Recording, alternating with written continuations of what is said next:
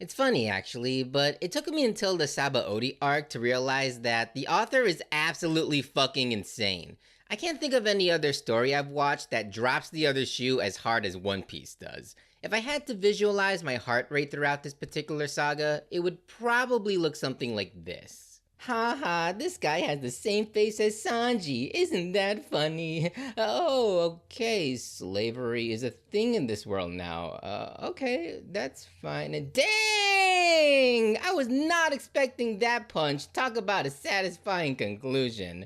Whew, okay, everybody's safe, we're all happy, and we're all set to go to Fishman. Holy shitballs! Everybody's dead! What the flying fuck is going on here? Seriously, I cannot let my guard down for a second with this show. If I get too wrapped up in the happy fun time adventures, some big ass panda man is gonna swoop down and destroy everything I hold dear. And that's no complaint, mind you. No other series can contest One Piece when it comes to the slow burn effect. And the Sabaody arc especially is a prime example of this.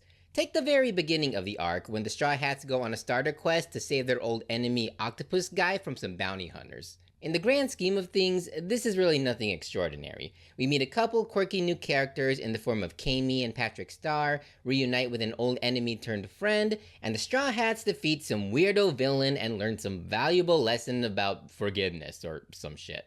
Again, a very basic storyline by One Piece standards. Though I must say, this arc has got to have my absolute favorite joke in the franchise thus far.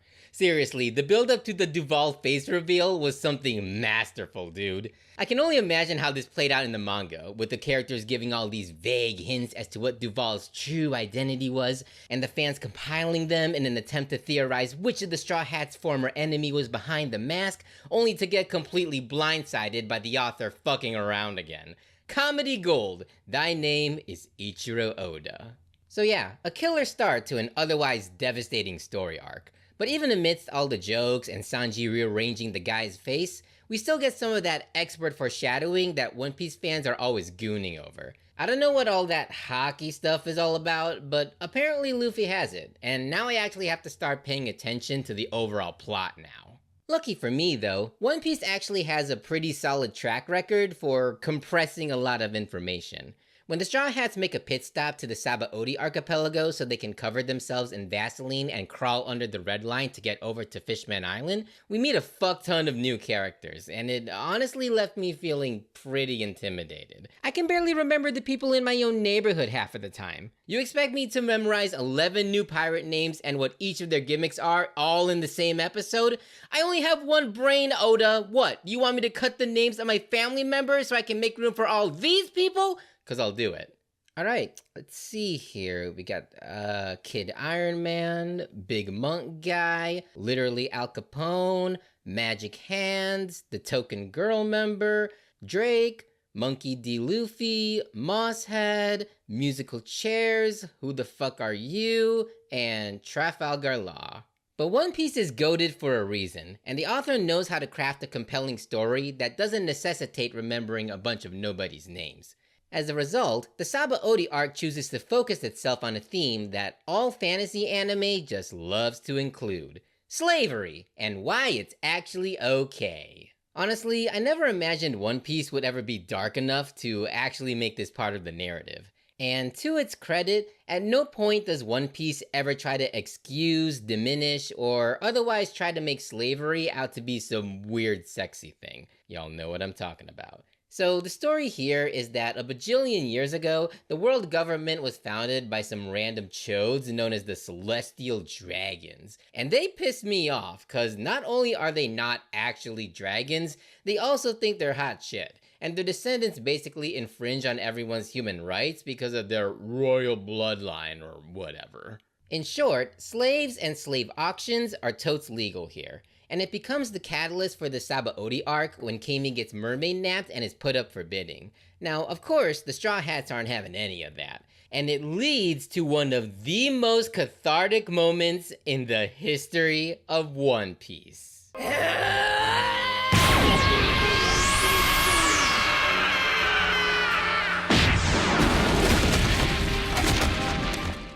I could could make a 50-page dissertation of the symbolism behind this punch, but that would be terribly boring. So I'll just say this.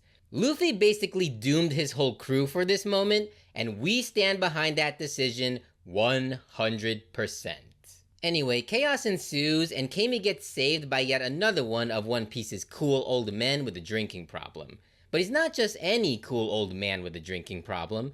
This dude's name is Rayleigh, and he's kind of a huge fucking deal around here. He takes them back to the bar where he reveals some juicy stuff about the Goldie Roger days. Now, straight up, these next couple of episodes are actually my favorite in this whole entire saga. There's no battles, no stakes, relatively no stress, just our heroes gathering around to hear the wisdom of a man who is part of the greatest pirate crew that ever sailed the seas. Now, I'm not usually a lore junkie, though I admittedly screamed like a little bitch when I learned Buggy used to be Roger's cabin boy. I was more enraptured by these episodes simply because of how much we end up learning about our main characters here. When Ray offers to tell Robin about the Void Century, she refuses, citing that her previous character arc prevents her from being lame anymore. Usopp, of course, is our audience stand-in, and he's straight up just asked about the One Piece, and Luffy is like, nope, fuck that shit, I will literally puncture my eardrums before I hear about the One Piece. Then Rayleigh hits him with a real hard hitter. And Luffy, the absolute G that he is, gives the most character-defining answer in the entire series.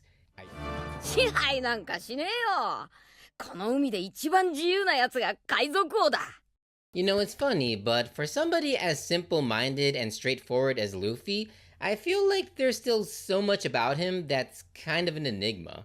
I mean, we're 400 episodes in, and we're still getting reveals like this that add layers to his personality that we've never seen before. And that, my friends, was the line that cemented Luffy as my favorite shonen protagonist of all time. Anyway, the Sabaody arc sure was fun, huh? It was a little touch and go there for a sec, especially after the whole kidnapping thing, but all in all, I found it to be a very satisfying storyline that not only expanded the world's social structure, but also had some very insightful things to say about redemption in the form of Hachi and the Flying Fish Riders. Not to mention it having a whole lot of funny moments, some great animation, and just being chock full of personality. In terms of quality, I'd probably put it a little above Skypiea for a very respectable 7 out of 10. Which is really saying something when I have to talk about Fishman's Island's pacing issue in the next video. But until then, this has been Toon Starters signing off. Peace!